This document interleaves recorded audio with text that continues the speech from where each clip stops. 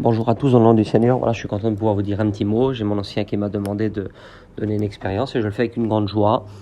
Voilà, donc ça fait plusieurs jours que je suis au courant que je vais témoigner et donc je pensais à une expérience. Voilà, je vais essayer de vous la dire assez simple. Ça fait quelques années de ça. J'avais un ami qui travaillait avec moi dans le bâtiment et puis sa compagne, c'est une sédentaire portugaise où ils avaient une maison à Faro, donc dans le Portugal, du côté d'Oian. Et donc, après plusieurs mois que j'ai travaillé avec lui, il me disait simplement, ce serait bien qu'on passe un petit moment avec les femmes, avec nos compagnes, de pouvoir passer un petit moment là-bas au Portugal. Donc, je lui avais dit oui. J'ai dit pourquoi pas, on verra bien un jour, il n'y a pas de souci. Et puis d'un seul coup, sa femme, après une discussion, elle me disait, elle dit, tu sais, elle dit chez nous là-bas, il y a des gitans portugais où ils ont des vieux chapeaux, où ils ont elle dit, des caravanes à chevaux, ils ont leurs chevaux qui les emmènent dans des petits déserts, dans les petits déserts de là-bas du Portugal, dans des coins assez rejetés, et puis ils campent là pendant plusieurs jours et ensuite ils repartent, ils vont de l'autre côté. Et moi je disais, c'est pas possible, Seigneur, je dis qu'il y a des gens là-bas comme ça, je dis comme chez nous, je dis à l'époque d'avant, dit c'est ça. Elle c'était une sédentaire, mais elle avait vu plusieurs photos de nous, des gens de chez nous, d'époque. Et elle disait, c'est pareil, elle dit, ça n'a pas changé. Elle dit, là-bas, ils ont toujours resté dans l'ancien temps. Et j'ai dit, c'est pas possible que ça peut être si beau. J'ai dit, Seigneur, j'ai que je voudrais y aller un jour témoigner. Et ben, j'ai dit, écoute, vas-y, on y va avec nos femmes. Plusieurs jours sont passés, plusieurs mois sont passés. Et lorsqu'on devait y aller, cette sœur en question, enfin, cette fille-là portugaise, donc elle ne pouvait pas y aller parce qu'elle avait eu un problème, elle avait eu un bébé, tout c'était assez compliqué. Et puis donc, elle disait, écoutez, si vous voulez y aller entre hommes, il n'y a pas de souci. Je vous prête la maison là-bas, il y a tout, il y a mon mari, donc il n'y a pas de souci. Et donc, arrivé à un moment donné, j'ai dit oui, il n'y a pas de souci. J'ai dit, nous, on va y aller entre hommes et puis on va essayer d'aller passer un petit moment là-bas. Donc voilà, donc j'avais des amis ici, serviteurs, des copains que j'ai pas l'habitude d'aller avec eux dans la réunion.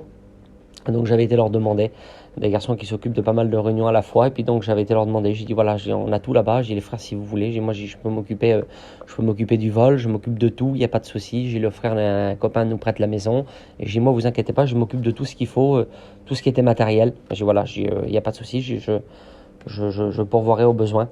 Et donc arrivé à un moment donné, les frères ils m'ont dit voilà, ils ont dit c'est vraiment bien, laisse-nous nous placer devant Dieu, c'est bien, on t'encourage à le faire, mais on te rend la réponse d'ici quelques jours.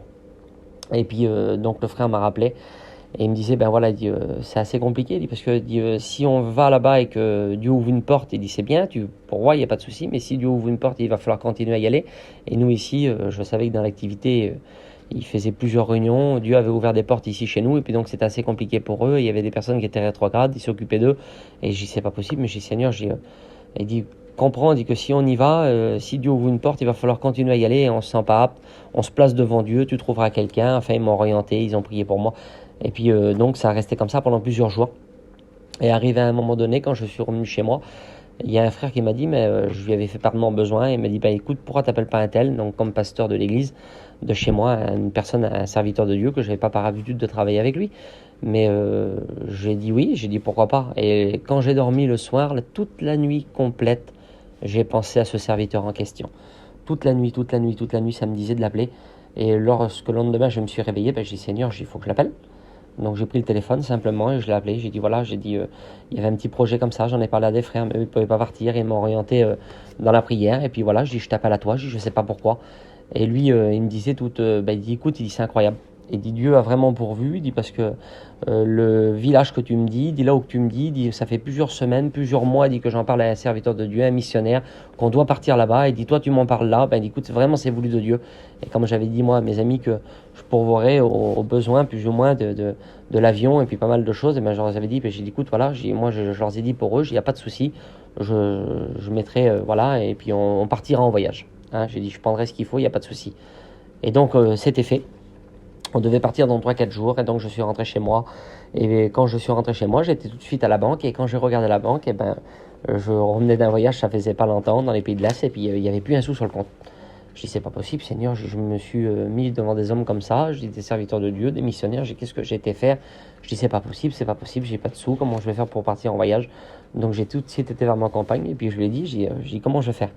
J'ai dit à des serviteurs, j'ai dit que j'allais là-bas, comme je t'ai dit, et puis maintenant je sais plus comment faire, il n'y a pas de sous. Et elle, je pensais qu'elle allait me dire, écoute, avec les enfants, on a tout, c'est compliqué, dis-leur que tu partiras plus tard, ou que tu pourvoiras pour plus tard, ou je ne sais pas. Et puis, je pensais qu'elle allait me dire ça, mais c'est pas ce qu'elle m'a dit. Elle a dit, écoute, si c'est voulu de Dieu, elle dit depuis plusieurs mois que tu veux aller là-bas, Elle m'a dit, mets-toi à part et puis prie le Seigneur et Dieu pourvoira. Donc voilà ce que j'ai fait. Je me suis mis dans ma chambre, j'ai pris ma Bible, j'ai ouvert ma Bible, j'ai prié le Seigneur. Et j'ai dit, voilà, pour vous couper au court, j'ai dit, Seigneur, j'aurais besoin de 2500 euros. Alors, je n'ai pas par habitude de témoigner ça, vous comprenez, mais j'aurais besoin de 2500 euros, j'ai dit, Seigneur. J'ai dit 500 euros pour ma compagne et mes enfants. Et je dis 2000 euros pour là-bas, pour pouvoir payer le vol, les voyages, enfin bon, voilà, je dis ce qui en a besoin. Et lorsque j'ai fermé la Bible, il y a un téléphone qui a sonné. Donc mon téléphone a sonné, il était tard. Et une dame m'a appelé, une dame que j'avais fait un devis, ça faisait plusieurs mois à l'arrière. Elle m'a appelé tout en, voilà, dit, écoutez, elle dit, monsieur, elle dit, voilà, dit, vous m'avez fait un devis, elle dit, il y a plusieurs mois, dit, je n'osais pas trop vous appeler, mais elle dit, j'ai cotisé, j'ai mis de côté, vous m'avez fait un devis dans les 3000 euros. Alors mon cœur commençait à battre. Et elle me disait, voilà, dit, on l'a cotisé avec mon mari, on a beaucoup d'infiltration d'eau, vous devez refaire le toit, une partie, enfin bon. Et elle dit, voilà, dit, j'ai 2500 euros de côté. Elle dit, si vous pouvez passer. Alors tout en paniquant, moi, je disais, je dis, madame, demain matin, je suis là. Elle dit, écoutez, il n'y a pas de souci, elle dit, passez demain matin. Et lorsqu'elle me demandait ce qu'il allait faire sur le toit, j'avais déjà tout qui était dans le camion, tout était prévu. Dieu avait tout prévu. Donc on est arrivé là-bas, j'ai travaillé, j'ai terminé la maison, elle m'a réglé, on a pu partir en voyage. Et quand on est parti en voyage, je vous coupe au cours, depuis plusieurs semaines, on cherchait dans les petites bourgades, partout dans les déserts, et on ne trouvait pas grand-chose. Et j'étais un peu déçu, je dis, Seigneur, c'est pas possible, tu nous as emmenés jusque-là. Je disais rien, j'étais avec les serviteurs de Dieu, avec le missionnaire, et je dis, c'est pas possible, Seigneur. Et donc on traînait, et arrivé le dernier jour où il fallait partir, l'avant-dernier jour, pour pas vous dire de bêtises, l'avant-dernier jour avant de partir, on a vu des gens qui étaient là, et puis il y avait une femme qui était venue avec un grand poster, une grande affiche de son garçon qui avait fait une paralysie faciale. Il avait tout un côté qui était complètement bloqué, et elle est venue tout de suite donner l'affiche aux serviteurs, et les serviteurs avec le missionnaire, ils ont prié le Seigneur. Ils ont dit, écoute, voilà ma soeur, on va prier le Seigneur. L'interprète leur disait, on va prier le Seigneur, Dieu va te bénir, Dieu va bénir ton garçon. Et ils ont prié le Seigneur en plein milieu de la route. Son garçon était dans un hôpital. Et lorsque nous sommes partis le lendemain en voyage, on a senti que c'était bon. Et quand on est parti, au bout de quelques jours, les serviteurs ont dit, voilà, il faut qu'on puisse revenir. Le missionnaire en question a dit, faut qu'on puisse repartir, faut qu'on puisse aller dans ce petit village-là et voir justement cette femme que son garçon était malade. Donc il s'est passé plusieurs jours, et quand on est retourné au petit village, on a vu donc cette femme, elle a couru vers nous, et quand elle a couru vers nous, l'interprète nous disait, donc elle nous répondait, elle disait, voilà, dès l'instant que vous êtes venu, il y a quelques semaines de ça, quand vous avez prié pour mon garçon, elle dit, le lendemain, nous avons été à l'hôpital, et il était complètement guéri. Elle dit, aujourd'hui, il est là. Alors donc le garçon a sorti de cette petite maison, cette petite bourgade-là, il est sorti de cette petite maison, et puis il était complètement neuf, Dieu l'avait complètement rétabli, et aujourd'hui, voilà, c'est pour vous dire juste ça.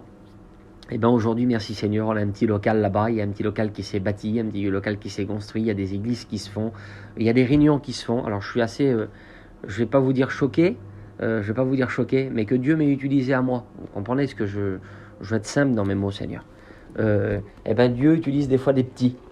Dieu utilise des petits, il dit qu'il a pris des choses folles de ce monde pour qu'on fonde des plus sages. Alors je ne sais pas pourquoi je vous témoigne ça, je n'ai pas par habitude de le témoigner. Mais si tu as un besoin, si tu as quelque chose de particulier, puis tu te sens petit comme moi là, eh ben, je pourrais te dire que Dieu est devant nous, on peut tout faire avec Dieu. Il n'y a rien qu'on ne peut pas faire avec Dieu. Mettez-vous, placez-vous devant Dieu dans les moments de Covid, dans les moments de difficulté, dans les moments de fête de Noël. Je ne sais pas vos besoins. Moi, j'ai plein de besoins dans ma vie. J'ai besoin de guérison, j'ai besoin de pas mal de choses. Et ben, je sais que Dieu est là.